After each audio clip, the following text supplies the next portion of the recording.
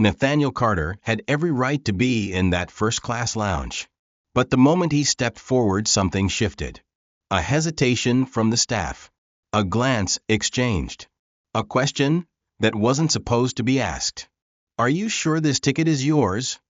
And just like that, what should have been a routine check-in became something else entirely. The rules seemed different for him. The scrutiny sharper. The whispers louder. And when they thought no one would stop them, they took it further. But what they didn't know, Nathaniel Carter wasn't just any man. And with one simple action, he set off a chain reaction that no one could have predicted. What happened next? You won't believe it. Like, comment, and subscribe if you're ready, because this is a story you won't forget. The airport was alive with movement, rolling suitcases, flashing departure boards, the low hum of announcements cutting through conversations. In the distance, a barista called out a coffee order, but none of that mattered to Nathaniel Carter as he stepped toward the first-class lounge check-in counter. A former Marine, Nathaniel walked with the quiet confidence of a man who had faced worse than a long flight. At 65, he was still broad-shouldered, his dark skin a tapestry of years spent under unforgiving suns in foreign lands. Dressed in navy blue blazer and sharply pressed trousers, he exuded the kind of presence that should have commanded respect. Instead, Becky Reynolds, the blonde-haired woman behind the counter, barely concealed her skepticism as she took his boarding pass. The moment her eyes landed on the first-class stamp, her expression shifted. Her lips pressed into a tight line, and her brow furrowed. "Sir," she said, flipping the ticket back and forth as though it might suddenly change, "this is a first-class lounge pass." Nathaniel gave a slow nod. "I know." Becky hesitated before her next words, her voice laced with barely disguised disbelief. "Did you buy this ticket yourself?" Nathaniel let the question sit for a moment. The words weren't a request for clarification, they were an accusation wrapped in feigned professionalism. Around him, the air seemed to shift, subtle but unmistakable. A few nearby passengers stole glances, waiting for his response. "That's an interesting question," he said at last, his voice even. "Are you asking every guest that, or just me?" Becky stiffened. A flash of annoyance crossed her face before she forced a sickly sweet smile. "We just have to verify premium class access, sir. Company policy." Nathaniel turned his head slightly, just in time to see a white man in a Brooks Brothers suit hand his ticket to another agent. No questions, no hesitation. The man strolled in without a second glance. A slow burn ignited in Nathaniel's chest. Josh, a broad-shouldered employee with an easy grin, stepped up beside Becky, glancing at the ticket. "Sir, if you could just provide a premium credit card, something that matches the membership level, we'll get this sorted out." Nathaniel met his gaze, unblinking. "And if I don't?" Becky smirked. "Then I'm afraid we can't let you in." The words hit like a slap. The man behind Nathaniel, a balding executive type in an expensive-looking watch, let out an exaggerated sigh. "For God's sake, just follow their rules," he muttered under his breath. "Some people always make a fuss." Nathaniel inhaled sharply. His fingers tightened around his bag handle, knuckles widening. He had faced enemy fire, had been saluted by men half his age, had built a life from nothing. And here he was being told he didn't belong. The room seemed smaller, the air thicker. Slowly, deliberately, Nathaniel reached into his wallet and produced his Platinum Elite membership card. He set it on the counter with a precise click. Becky barely concealed her irritation as she took the card. She swiped it. A second passed. Then another. Approved. But instead of an apology, she smirked. "Well, that doesn't prove you didn't get it as a gift." A murmur rippled through the small crowd. Someone whispered, "Maybe he stole it." A chuckle followed. Nathaniel's jaw tightened. His pulse pounded in his ears. Then Becky did something unexpected. She took the membership card, held it between two fingers, then dropped it on the counter like trash. The room went silent. Nathaniel stared at the card. A slow, Deliberate breath filled his lungs. He looked up, locking eyes with her. Pick it up. His voice was steel. Becky blinked. Excuse me? Nathaniel leaned in slightly, his gaze unwavering. You heard me? Pick it up. Becky let out a small laugh. Sir, if you're going to cause a scene, I didn't cause this, Nathaniel said coolly. You did. Josh shifted uncomfortably. Look, let's not. Nathaniel didn't move. For a long moment nobody did. The silence pressed in. Becky's smirk faltered. She glanced around, realizing that everyone was watching now. At last, with a huff, she bent down and snatched the card off the counter, shoving it toward him. There, she said. Happy? Nathaniel took the card without breaking eye contact. Not yet, he murmured. Then, without another word, he pulled out his phone, typed a message, and hit send. A single line. They did it. Be ready. Something was about to happen. And for the first time, Becky looked nervous. Becky's smirk faltered. She had expected Nathaniel to snap, to yell, to cause a scene that would give security the perfect excuse to remove him. But instead, he just stood there calm, composed, eyes burning with something far more dangerous than anger. Control. And that single text he had sent? It unsettled her. Is there a problem here? A deep voice cut through the thick silence. A uniformed security officer, a tall man with a crew cut and sharp blue eyes, approached. The name tag on his chest read D. Sullivan. Becky's demeanor shifted, immediately, shoulders squaring. Confidence returning now that she had backup. Yes, Officer Sullivan, she said smoothly.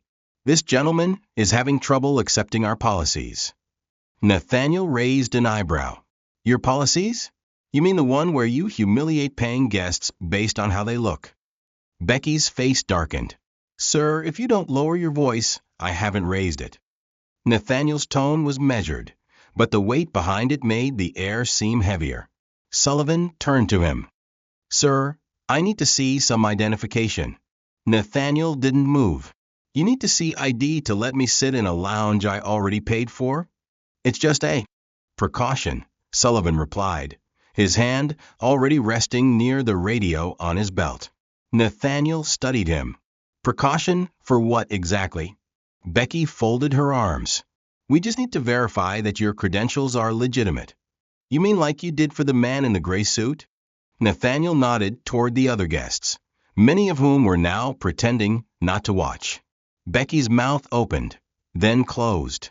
Sullivan's stance stiffened. Sir, I need you to cooperate. And if I don't... Sullivan's fingers flexed near his belt. The tension in the air was thick now, dangerous. Nathaniel exhaled through his nose and pulled out his military ID, holding it between two fingers. Read it, he said. Sullivan took the card reluctantly, eyes scanning the words. Lieutenant Colonel Nathaniel Carter, United States Marine Corps read. His jaw tightened slightly, but his posture didn't change. This is an airport, sir, not a battlefield. Nathaniel's smile was slow.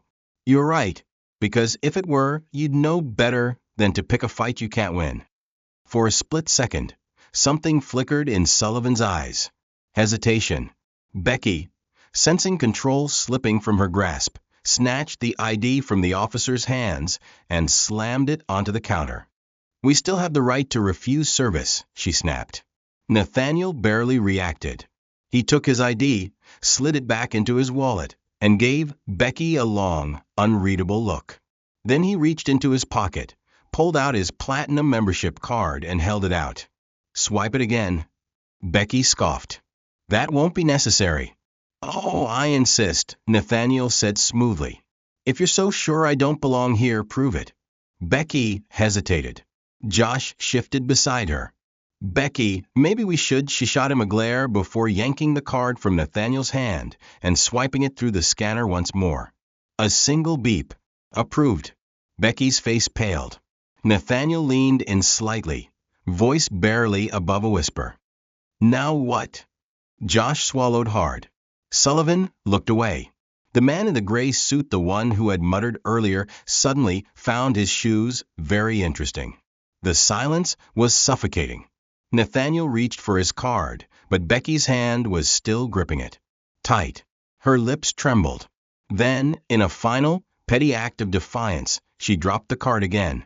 This time, she didn't even try to hide her contempt. Nathaniel stared at the card on the counter. And then, before Becky could react, he picked up the card, turned it over, and tore it in half. Gasps filled the room. Becky's mouth fell open. "What are you?" Nathaniel held up the broken pieces, his expression unreadable. "You wanted to prove something," he said. "Now I don't need it." And then, with eerie calm, he pulled out his phone. A second text. They crossed the line. Move in. Becky took a half step back. Josh glanced at Sullivan. "What's going on?" Sullivan didn't answer. His radio crackled, a voice coming through.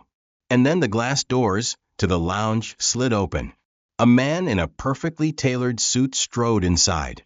Tall, commanding presence. Ice blue eyes that swept over the room like a hawk sizing up its prey. The murmurs turned into whispers. Someone gasped, because everyone recognized him. Ethan Callaway, CEO of the airline. The color drained from Becky's face. Sullivan stiffened. Nathaniel turned, slowly, to face the man who had just entered. Callaway's gaze locked onto Becky. Then Sullivan. Then Nathaniel. "Would someone like to explain," he said, voice like sharpened steel, "why my guest was just publicly humiliated?" Silence. Becky's breath hitched. Callaway didn't blink. "I'm waiting." Nathaniel exhaled slowly, watching as the power in the room shifted. Checkmate. And Becky knew it. Becky felt her stomach drop. This couldn't be happening. Ethan Callaway, the CEO, the man whose face was plastered across business magazines, the kind of executive who moved through boardrooms like a king among pawns, was standing just feet away, eyes locked onto her with the cold precision of a sniper. Josh had turned pale. Sullivan, the security officer, straightened but said nothing. The entire room had gone still, caught in the gravity of what had just unfolded. And Nathaniel Carter? He just stood there waiting. Callaway exhaled slowly, then stepped forward with a kind of deliberate, unhurried movement that made the tension unbearable. His Italian leather shoes barely made a sound against the polished airport floor. When he spoke, his voice was like tempered steel. "Ms. Reynolds," he said, addressing Becky directly, "would you like to explain what exactly happened here?" Becky swallowed. "Sir, I was just following procedure.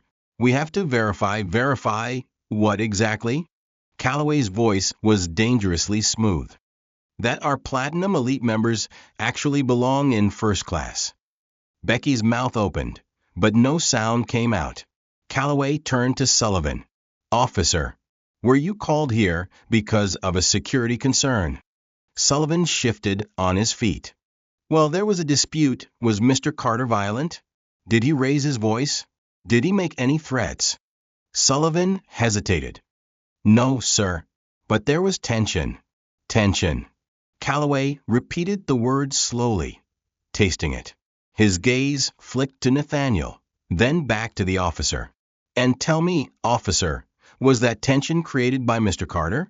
Or by the people who questioned whether a decorated veteran," he nodded toward Nathaniel's military ID still sitting on the counter, "was wealthy enough to sit in a lounge he paid for?" The words hung in the air. Sullivan said nothing. Callaway shifted his gaze back to Becky. "You treated one of our most valued clients with suspicion, with hostility, and with outright disrespect. You humiliated him in front of a crowd. And then," he glanced down at the torn membership card in Nathaniel's hand, "you push him so far that he destroyed his own membership rather than continue dealing with you." Becky's breathing was shallow. Her fingers twitched. "But, sir," she tried, I didn't know who he was." Callaway's head tilted slightly.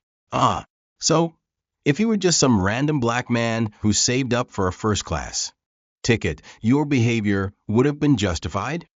Becky went completely still. She knew she was done. Calloway let the silence stretch, let the weight of her own actions crush her. Then he turned to Josh. Mr. Thompson, do you share responsibility in this? Josh's face blanched. He glanced at Becky, at Sullivan, at Nathaniel, at the entire lounge of people watching him drown. He made a choice. I tried to stop it, Josh blurted. I told her to let it go. She wouldn't listen. Becky whipped her head toward him. Are you serious right now? Josh backed away. You were being aggressive. I told you not to swipe the card twice. I told you this would blow up. You're unbelievable, Becky snapped. And you're fired, Calloway said flatly. Becky's breath hitched. Her knees wobbled. Josh flinched, even though the words weren't aimed at him. Calloway wasn't done. Sullivan, he said, turning to the security officer. Your presence here was unnecessary. I'll be filing a formal complaint with the airport authority about the way you handled this situation. Sullivan gritted his teeth. I was just doing my job, Calloway cut him off with a look. Your job is to ensure security, not to act as a bouncer for prejudiced gatekeepers. Sullivan said nothing. Becky's lip quivered. Sir, please, I've worked here I don't care, Calloway interrupted coldly. Pack your things. You're done. The finality in his voice left no room for argument. Becky's shoulders sagged. And just like that she was nothing. A tremor ran through the lounge. People exchanged glances, murmuring among themselves. Some looked satisfied, others uncomfortable, but no one dared to protest. Because this was justice. Nathaniel, who had remained silent through it all, finally spoke. I didn't ask for her to be fired. Calloway turned to him, eyes sharp. I know. Nathaniel held his gaze. But you did it anyway. Calloway's lips curled into the barest hint of a smile. I don't tolerate incompetence. Or racism. For a moment, the two men just stood there, assessing each other. Then Calloway gestured toward the lounge. Mr. Carter, your seat is waiting. Nathaniel hesitated just for a second, then gave a slow nod. He stepped past Becky, past Sullivan, past the weight of every moment of disrespect he had endured that day. And when he reached the first-class section, a server immediately offered him a glass of champagne. He took it, and as he sat down, lifting the glass to his lips, he heard the best sound he'd heard all day, the click of security escorting Becky Reynolds out of the building. The lounge was silent, not because the usual hum of airport chatter had ceased, but because the weight of what had just transpired still lingered in the air like an aftershock. People avoided Nathaniel Carter's gaze, not out of hostility, but out of shame. They had watched it happen. They had seen Becky humiliate him. They had heard the murmurs, questioning whether he belonged. And yet no one had stepped in. Now, as they sipped their champagne and scrolled through their phones, they knew. They had let it happen, and they had watched him win. Nathaniel took a slow sip of his champagne, letting the crisp taste wash over him. Across the lounge, Becky Reynolds was gone. Security had escorted her out with no ceremony, no chance for final words. She simply ceased to exist in this space. Josh, the other employee, had disappeared as well. Whether he was fired or simply slinked away in humiliation, Nathaniel neither knew nor cared. But Sullivan was still there. The security officer stood by the entrance, stiff and uncomfortable, his jaw clenched. He wasn't looking at Nathaniel, but he wasn't looking anywhere else either. He was waiting. For what? Nathaniel had a feeling. He was about to find out. Across the lounge, Ethan Calloway poured himself a drink. The CEO had handled the situation swiftly, mercilessly, but now his sharp gaze had softened just slightly. He turned toward Nathaniel, studying him for a long moment before finally speaking. I owe you an apology, Mr. Carter. Nathaniel raised an eyebrow. Do you? Calloway exhaled, rolling the crystal glass between his fingers. It shouldn't have happened. Not in my company. Not under my name. Nathaniel took another sip of his drink. And yet it did. Calloway didn't flinch. If anything, he respected the bluntness. "I'd like to make it right," Calloway said. Nathaniel let out a dry chuckle. "Oh? You fired someone on the spot, humiliated your own staff, and made an example out of a security officer. I'd say you've done plenty already." Calloway smirked. "That wasn't for you. That was for me, because I refuse to let people like that represent my brand." Nathaniel studied him. "So, what's making it right look like to you?" Calloway pulled out a sleek black business card and set it on the table. "A lifetime platinum executive membership. No more check-ins. No more scans. No more questions. You walk in, and you're treated as you should be. With respect." Nathaniel looked at the card, but didn't touch it. "You don't have to do that," he said evenly. Calloway leaned in slightly. "No, I want to." A pause. Then, finally, Nathaniel reached for the card, turning it over between his fingers. "I'll think about it." Calloway chuckled. "That's fair." And just like that, the conversation was over. But the night wasn't. Because just as Calloway turned away, Sullivan took a step forward. "Mr. Carter." Nathaniel didn't look up immediately. He had expected this. He set his glass down, sighing. "Officer Sullivan." Sullivan's fingers twitched at the use of his name, but he kept his posture stiff. I wanted to say something." Nathaniel waited. The security officer shifted. His face was tight, his jaw working as if every word was a battle. Finally, he exhaled sharply. "I shouldn't have gotten involved like that." Nathaniel remained silent. Sullivan swallowed hard. "I should have known better. I let my assumptions get the better of me." Nathaniel leaned back, arms crossing over his chest. "And what assumptions were those?" Sullivan's ears went red. That you were causing trouble." "That maybe," he hesitated, then shook his head. "I don't know. Maybe I just saw what I was used to seeing." A long, heavy silence settled between them. Nathaniel didn't let him off the hook. "You know what the worst part of all this was?" Nathaniel asked, voice quieter now. Sullivan looked up. "It wasn't that Becky doubted me," Nathaniel said. "It wasn't that she humiliated me in front of a crowd. It wasn't even that she tried to erase me." Sullivan blinked, confused. "Then what was it?" Nathaniel's voice was like gravel. "It was that you were ready to back her up. Without thinking. Without questioning it. Without even stopping to ask yourself why you were doing it." Sullivan's throat worked, but no words came out. Nathaniel took another slow sip of his drink. "So now you want to say sorry?" "Yeah." Nathaniel studied him. Then he shrugged. "All right." Sullivan's eyes flickered with surprise. "That's it?" Nathaniel smirked. "What, you want me to throw a drink in your face?" Sullivan actually laughed.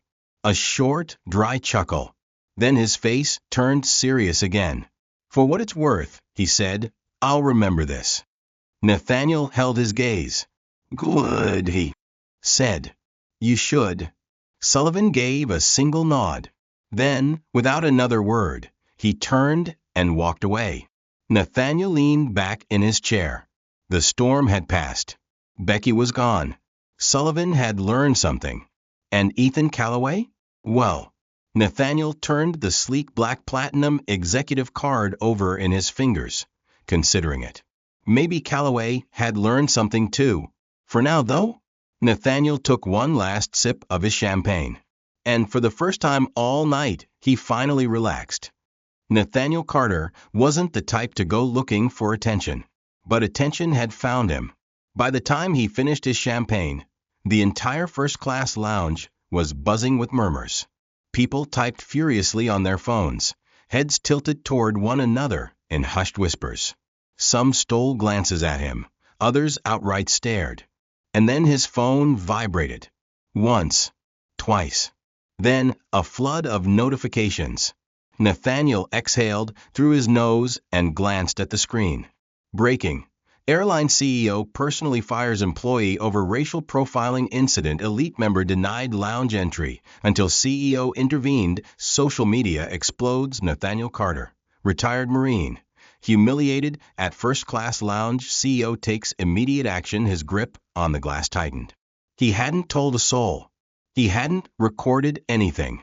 So how then he saw it? A young woman, maybe mid-20s, sitting near the lounge window.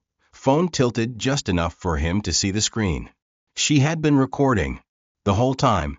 And now it was everywhere. Nathaniel's pulse remained steady, his expression unreadable. But inside he knew. This wasn't over. Not even close. The CEO leaned back in his chair, fingers steepled as his secretary's voice crackled through the intercom. Sir, media requests are coming. In nonstop. CNN, Forbes, the New York Times, everyone wants a statement. Calloway smirked. Let them wait. A pause. Sir? Calloway swirled the whiskey in his glass. I meant what I said.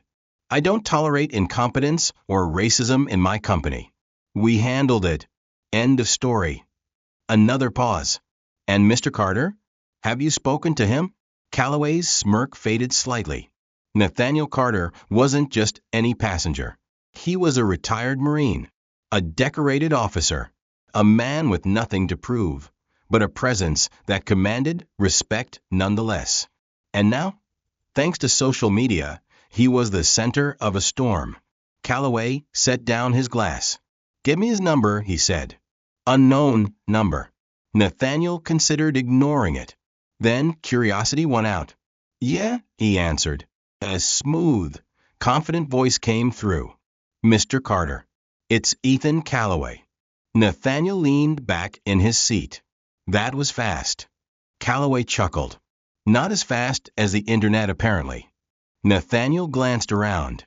More passengers were openly watching now, some trying to pretend they weren't. You knew this would blow up, didn't you? Nathaniel asked. A pause. Then yes, and I don't regret how I handled it. Nathaniel let the words settle. Then Calloway's voice turned. Sharper. But I do need to ask, what do you want to do about it? Nathaniel raised an eyebrow. What do you mean? Calloway's tone was measured. This could go two ways. We let the media run wild and suddenly, your name is on every headline for the next week. Maybe the airline gets heat, maybe we don't. Maybe people rally behind you, maybe they twist the story. You've seen how this works. Nathaniel had seen it. Some would support him. Some would claim he was overreacting. Others would ignore the deeper problem altogether. And then, in a week, it would fade. Calloway continued, or we get ahead of it. We make a public statement together. You talk about your experience. I talk about how we're fixing it. We own the conversation instead of letting it own us. Nathaniel didn't answer right away. He wasn't the man who sought headlines. He wasn't an activist, a politician, or a man who cared for corporate damage control. But he was a man who had spent his whole life fighting for respect. And maybe, just maybe, this was a fight worth seeing through. He exhaled. I'll think about it, he said. Calloway chuckled. You do that. And then the line clicked off. Her hands shook as she scrolled through the news. Her name was everywhere. The headlines weren't just about the airline. They were about her. Becky Reynolds identified as fired airline employee in racial profiling scandal. Former airline worker defends actions. I was just following policy. Should she have been fired? Social media debates. Becky Reynolds' fate. Her inbox was flooded. Some messages were supportive. Others? Death threats. Her phone buzzed. An old friend from high school. She hesitated before answering. Becky, the voice on the other end sounded cautious. I didn't do anything wrong, Becky whispered, voice shaky. A pause. Then maybe that's the problem. Becky's hands clenched into fists. This wasn't fair. She had followed the rules. She wasn't a racist. Right? But the world didn't care. Because in the eyes of the public she was the villain now. And there was no undoing it. The storm was just beginning. And this time, he wasn't sure if he was ready for what came next. But he would find out. Soon. Nathaniel Carter had always preferred to move through life without attracting unnecessary attention. But now the whole world knew his name. By the time he left the airport lounge, his phone was still buzzing. Calls, messages, emails from journalists. Even his old Marine buddies were chiming in. Some were supportive, others just amused that their quiet friend had somehow ended up in a national controversy. One text caught his attention. Daniel Ford, an old friend, former Navy SEAL, now an attorney who handled high-profile cases. Daniel, you need a PR strategy. Call me. Now. Nathaniel sighed, rubbing his temple. He wasn't sure he wanted a PR strategy. But he also knew the world wouldn't let this die quietly. The CEO had barely stepped into his office before his assistant bombarded him with updates. Legal wants a review before we release any statement. PR is monitoring social media so far. Public sentiment is mostly in your favor. But there's already backlash from certain circles calling this woke corporate nonsense. Calloway wasn't surprised. He knew the game. The moment you took a stand on anything, people would find a way to spin it.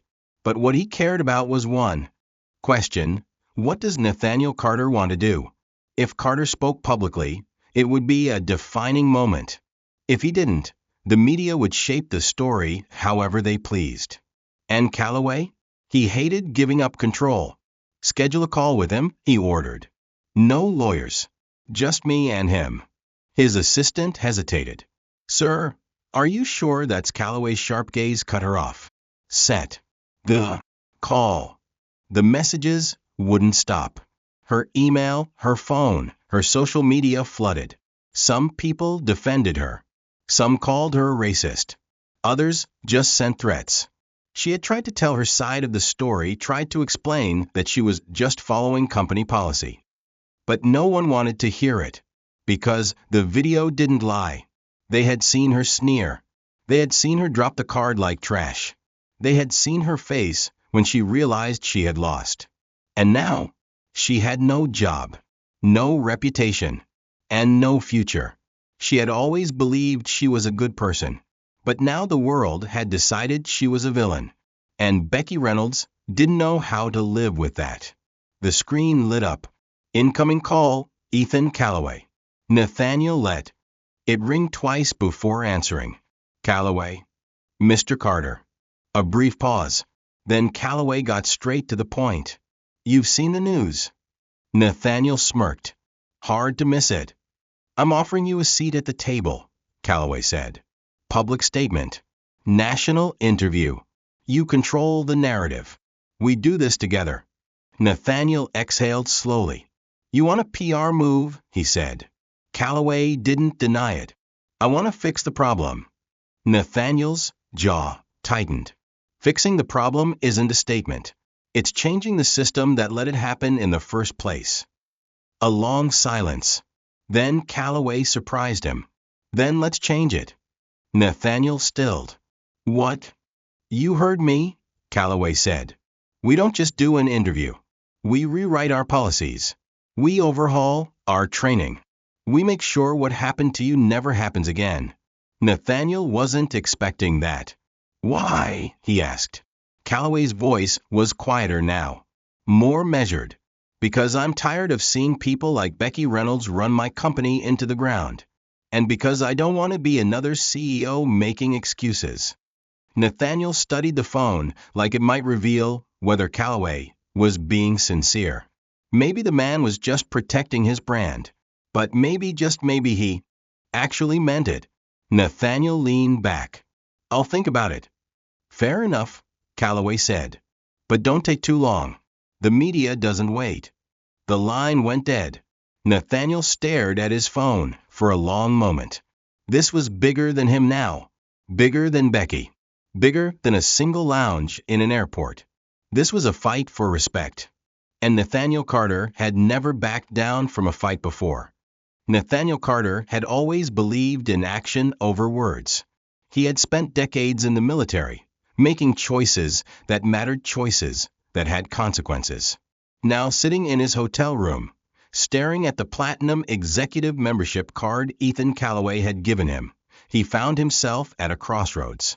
The airline CEO wanted him to speak out, to take control of the story, to stand beside him and promise change.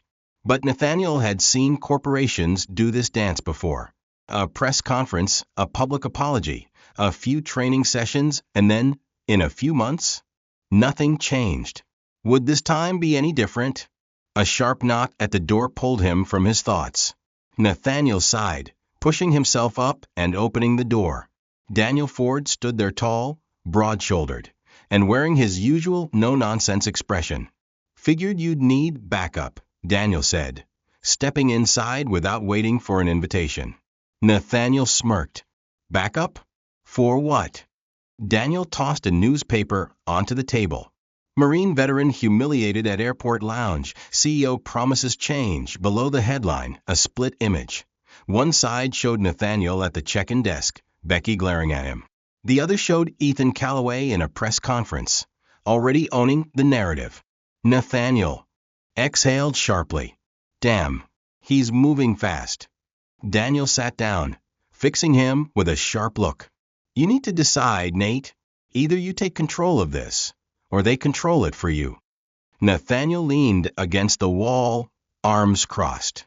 "And what if I don't want to play their game?" Daniel scoffed. "Brother, this ain't a game. This is your name, your reputation. Right now, people are talking about you like you're some kind of civil rights hero. But give it a week, you'll be a footnote in another corporate PR stunt." Nathaniel said nothing. Daniel pressed on. "I did some digging. You know what Callaway did this morning? He suspended 3 other employees for policy reviews. He's covering his ass, making it look like a company-wide reckoning. But without you backing this, it's just damage control." Nathaniel frowned. "So, you think I should go public?" Daniel didn't hesitate. "I think you should set the terms. Make Callaway prove he's serious. Don't let them just slap a Band-Aid on this and move on." Nathaniel considered this. He wasn't a man who sought spotlights or headlines. But he'd be damned if he let this moment pass without real change. Slowly, he pulled out his phone. One message. "To Ethan Callaway, we do this my way. No corporate fluff. No empty promises. Real change or I walk." He hit send. Daniel smirked. "About time." Nathaniel exhaled, his gaze steady. The battle was just beginning. Nathaniel didn't have to wait long. His phone buzzed barely a minute after he sent the message. "Ethan Callaway. Understood. Let's talk. My office. 2 hours." Nathaniel smirked. Straight to business. Across the room, Daniel Ford chuckled. "Man, you've got the CEO of a multi-billion-dollar airline sweating." Nathaniel grabbed his jacket. "Good. Let's see if he's sweating enough." Nathaniel had seen power before. But Ethan Callaway's office? This was another level. A sleek, glass-walled corner suite overlooking the city, with a marble desk large enough to land a small plane on. Callaway sat behind it, completely at ease, a man who owned everything he touched. Nathaniel didn't bother with pleasantries. He stepped inside, Daniel close behind, and got straight to the point. "If this is just a PR stunt, I'm out." Callaway's lips twitched. "Good, because I don't do stunts." Nathaniel folded his arms. "Then tell me, what exactly are you offering?" Callaway leaned forward. "Public statement. Not just a press conference, a real commitment. We overhaul our training, rewrite our policies, and put you in the room where those changes happen." Nathaniel raised an eyebrow. "You want me consulting for your airline?" "I want you holding us accountable," Callaway said bluntly. Daniel let out a low whistle. "That's not small time." Nathaniel studied him. "Why? What's in it for you?" Callaway didn't flinch. "Survival. You've seen the news. If I don't fix this, we lose customers. We lose trust. I don't just want to put out a fire, I want to make sure this never happens again." Nathaniel didn't answer immediately. For the first time since this started, he saw something in Callaway's eyes. Not just business strategy. Conviction. Maybe the CEO really did want change. Or maybe he just knew that real change was the only way to save his empire. Either way, Nathaniel would make damn sure he followed through. Finally, Nathaniel nodded. All right. But on my terms. Calloway sat back. Let's hear them. Nathaniel held up 3 fingers. 1, you don't just fire bad employees. You train the good ones to do better. Calloway nodded. Done. 2, we don't just talk about discrimination. We prove change. Monthly reports. Transparency. No corporate smoke and mirrors. Calloway smirked. I like the way you think. Nathaniel's eyes darkened. 3, this isn't just about me. What happened to me happens to people like me every day. So if we do this, we do it for all of them. A long silence. Then Calloway extended his hand. Deal. Nathaniel looked at it. Then he shook it. Didn't peg you for the corporate type. Nathaniel smirked. I'm not. Daniel raised an eyebrow. Then why take the deal? Nathaniel glanced back at Calloway's office, then out toward the city skyline. Because if I didn't, nothing would change. Daniel chuckled. Guess you're making history now. Nathaniel exhaled, stepping toward the elevator. Then let's make sure it's history worth remembering. Nathaniel Carter had spent his life fighting battles in the shadows on foreign soil, in war zones, and in boardrooms where his competence was always questioned first, proven second. But this was different. This was a battle he hadn't chosen. And now, standing behind the podium at a national press conference, every camera in America was on him. The room was packed. Journalists lined up in rows, microphones and cameras pointed forward, hungry for a story. Beside him, Ethan Calloway sat stiffly, the weight of his company's reputation pressing down on his shoulders. Nathaniel adjusted the microphone, cleared his throat, and then he spoke. I didn't ask to be here. His voice was steady, firm. The room went silent. I didn't ask for my name to be in headlines. I didn't ask for this fight. But the truth is, what happened to me at that airport? It wasn't just about me. He let that sink in. Across the room, some nodded. Others scribbled notes. What happened that day wasn't an accident. It wasn't a mistake.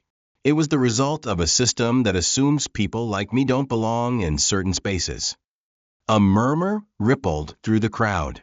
Calloway stayed still, watching. Nathaniel exhaled. This isn't about one bad employee. It's about a culture that allows people like her to feel comfortable making those decisions. And it's about companies that turn a blind eye until they get caught. He didn't sugarcoat it. He didn't soften the truth. Calloway had told him to control the narrative. Fine. He would. But today, Nathaniel continued, we're taking a step forward. And we're holding this company and others like it accountable. He turned to Calloway. Ethan?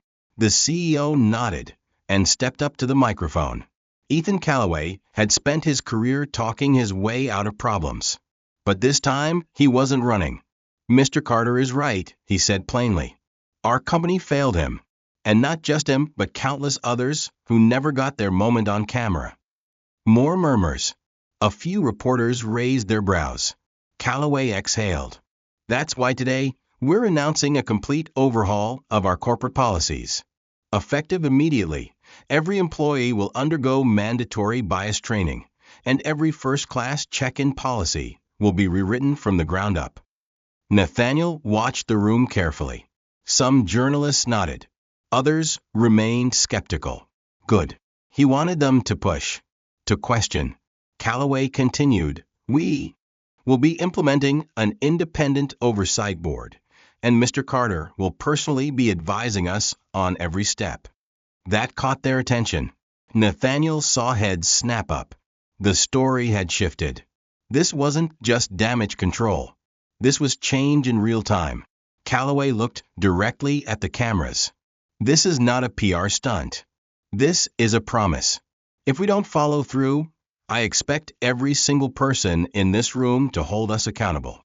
Silence. Then, suddenly applause. It wasn't everyone. Some were hesitant. Some were still skeptical. But it was louder than Nathaniel expected. And just like that, the tides had turned. An hour later, as the press conference wrapped up, Nathaniel leaned against the wall outside, exhaling. Daniel Ford walked up, arms crossed. "You know what you just did?" Nathaniel smirked. "Yeah." Daniel chuckled. "You just changed the game." Nathaniel glanced at the crowd of journalists still buzzing, their headlines already forming. Maybe he had. Or maybe this was just the beginning. The press conference had ended, but the storm was far from over. Nathaniel Carter had spent decades leading men into battles where the enemy was visible. But this was different. The fight against a culture that allowed quiet discrimination wasn't won in a single press conference. It wouldn't be fixed with one public statement or a round of applause. It would take time, work, accountability. And Nathaniel wasn't going anywhere. The boardroom was filled with tension. Ethan Callaway sat at the head of the table, his executives seated around him, some supportive, others clearly uncomfortable with how fast everything was changing. Nathaniel sat across from them, hands clasped, eyes sharp. "Let's be clear," he said. "This isn't just a policy change. This is a culture change. And you don't fix culture with a few diversity seminars and a nice press release." Silence. One executive, a thin man with slicked back hair, cleared his throat. "Mr. Carter, we all respect what you're trying to do, but these things take time." Nathaniel cut him off. "Time? The only reason we're in this room right now is because you ran out of time." Callaway smirked. Nathaniel leaned forward. "Here's the deal. We're doing real bias training, not just some check-the-box nonsense. Hiring practices? They get reviewed. Promotions? Same thing.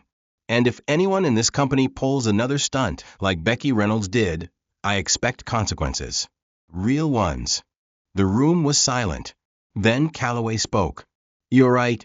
We don't fix culture overnight. But we start today." Nathaniel met his gaze. For the first time since this started, he believed him. Nathaniel stood at the entrance of the same first-class lounge, where it all started. The same glass doors, the same check-in desks. But this time, things were different. A new sign was posted at the counter. "All guests will be treated with equal respect. Discrimination will not be tolerated. Staff are trained to serve, not to judge." Nathaniel smirked. Progress. A young employee at the desk smiled at him. Genuine, not forced. "Welcome back, Mr. Carter." Nathaniel nodded. "Good to be back." He walked in, and this time no one questioned if he belonged. Nathaniel sat across from Ethan Callaway in the executive suite. A full year had passed since that day in the lounge. Policies had changed. Employees had been retrained.